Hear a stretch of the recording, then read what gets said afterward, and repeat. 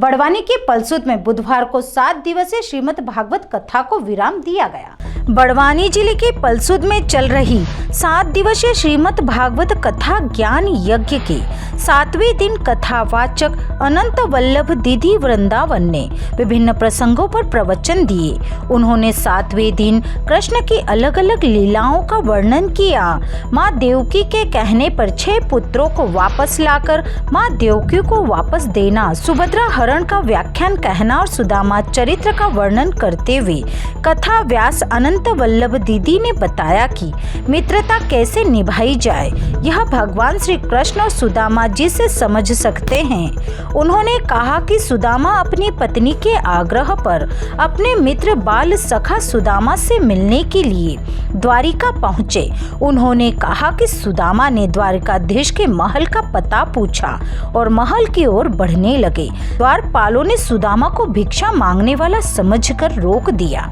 तब उन्होंने कहा कि वह कृष्ण के मित्र हैं। इस पर द्वारपाल महल में गए और प्रभु से कहा कि कोई उनसे मिलने आया है, अपना नाम सुदामा बता रहा है।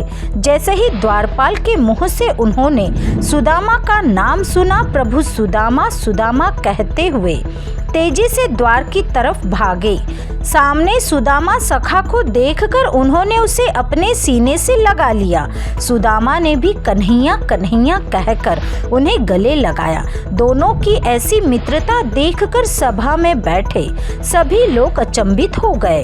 कृष्ण ने सुदामा को अपने राज सिंहासन पर बैठाया, उन्हें कुबेर का धन देकर माला माल कर दिया। जब जब भी भक्तों पर विपदा आ पड़ती है, प्रभु उनका तारण करने अवश्य आए हैं। श्री पिपलेश्वर महादेव मंदिर समिति सकल हिंदू समाज की तरफ से नगर में चल रही 7 दिवसीय कथा शांतिपूर्ण माहौल में संपन्न हुई।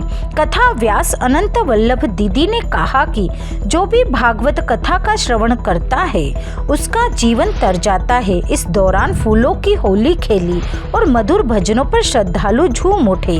भागवत कथा का समापन यज्ञ हवन पूजन कन्या भोजन शोभा यात्रा निकालकर गोई नदी पर जवारे विसर्जन कर किया गया। सभी श्रद्धालु द्वारा पूजा अर्चना की गई।